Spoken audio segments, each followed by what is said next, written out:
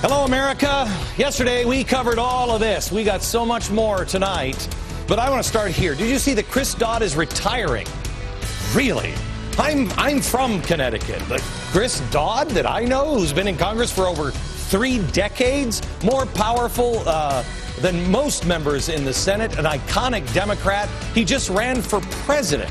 And now we're to believe that he's had enough of politics. Oh, how very George Washington of you, Chris Dodd, giving up that power. Really? Tonight, what's really behind this and what's to come. Also, we're going to spend a good deal of time tonight on things that the politicians tell you that the American people won't understand, or that the American people will freak out and they can't handle the truth. Well, not only do I think you can understand it, I think you can handle the truth, but I also believe you're entitled to the truth. Tonight, you're going to get it.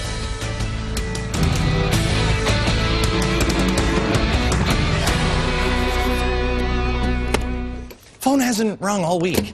Phone hasn't rung all year. Phone didn't ring last year either. And it still works. Hello, America. How are you?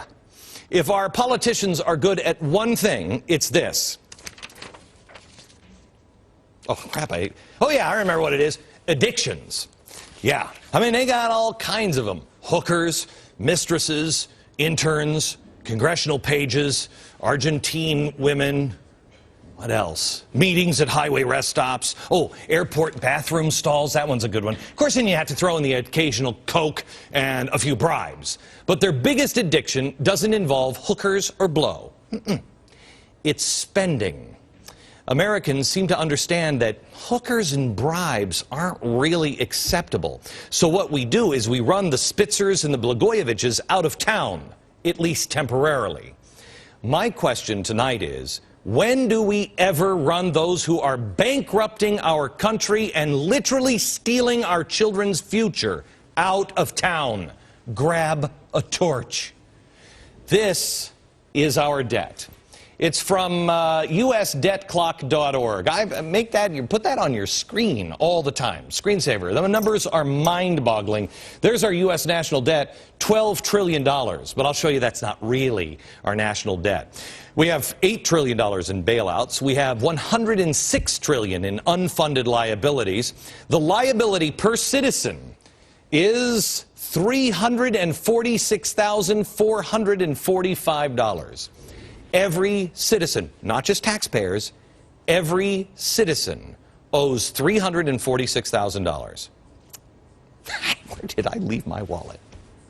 It doesn't really take a Harvard education to understand, I don't think we're good for that cash. At some point, we all have to become brain surgeons that have all invented flying cars, or we're just going to have to say, yeah, can't pay that back.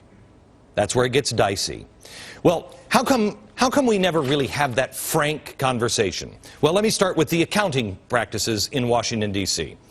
How are the accounting practices done in your house, right? You keep a ledger, or you keep it even in your checkbook. You know how much money you have, how much money you spend. You are supposed to keep, all your receipts and, some sort of a ledger. You keep everything in there. And that way, when the IRS comes knocking and they say, papers, please, you got them, right? And then you sit there for hours and you're like, yeah, you guys don't pay your taxes. How come I got to pay mine? And then the sweat starts beating up as they look, I see here you spent. Now, if they don't match up, you go to jail or you pay a big fine. Don't worry, people in Washington, this doesn't apply to you. So you go to jail or pay a big fine. But can you imagine if you were like, oh, I didn't put that in there? It's because I got a second set of books in a drawer. You definitely go to jail, right? Well, this is the way it works in the federal government. This one is everything that's in the regular federal budget. The one that they talk about. Hey, we're going to do all kinds of great things for you, huh? We're going to do that. This one is $12 trillion in the red. They don't want the deficit to look really bad because it makes them look bad and naughty. So in essence, they have this set of books. This one has Medicare, Medicaid, Social Security, emergency spending, you know, what it's costing us to fight a war.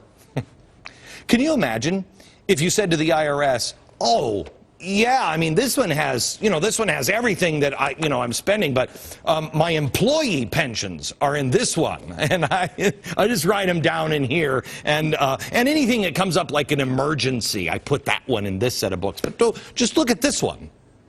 We'd all be in jail. But yet these people in Washington continue to play this game. Why?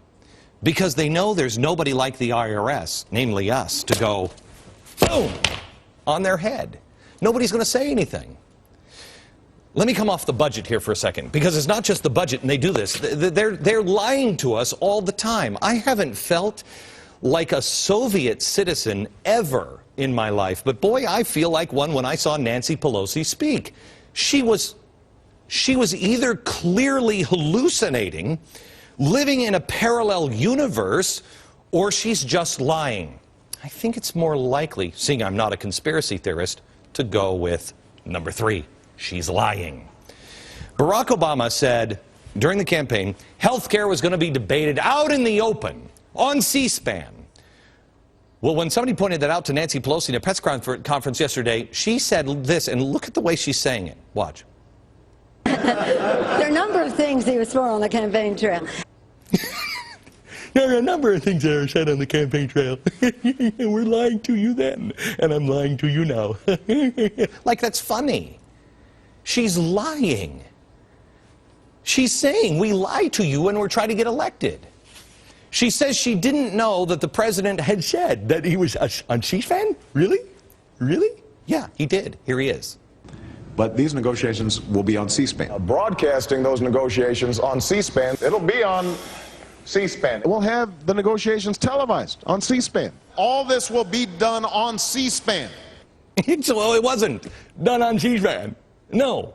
I didn't watch it myself. We had researchers. It's far too boring to watch. And it just makes my head explode when I see the politicians actually have their lips move. All right. By the way, there's a few times more that he said that. Now, how did Nancy Pelosi respond when they say, hey, you guys are keeping everything in secret? Open process. Okay, it's all an open process. It's all an open process. She went on to say that it's never been more open than it is right now. Have you ever wondered how these people sleep at night? I mean that sincerely. How do they sleep at night? Could you get away with the lies that they tell in your personal life? Would you get away with 2 sets of books? No. If you collapsed your charitable organization, your church, your business, would you get away with it? These people are collapsing our economy. Whether it's through nefarious desires like I told you last night, or just, let's not say Cloward and Piven are involved. It's just flat out stupidity or greed. Could you do it? Wasn't that why Bernie Madoff went to jail? The answer is no. No, you couldn't get away with it. Then let me ask you this. If we demand that Bernie Madoff goes to jail, why do we not demand that the people in Washington go to jail for what they are doing to our country? Let me go back to the budget deficit. Each one of us owes $346,000.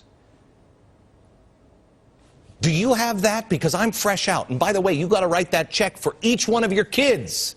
And the media will only tell you part of the story. You have to put it all together. They tell us that we can afford all of this debt. We can do it because we can pull ourselves out. Well, let me ask you a question. What is our country built on right now?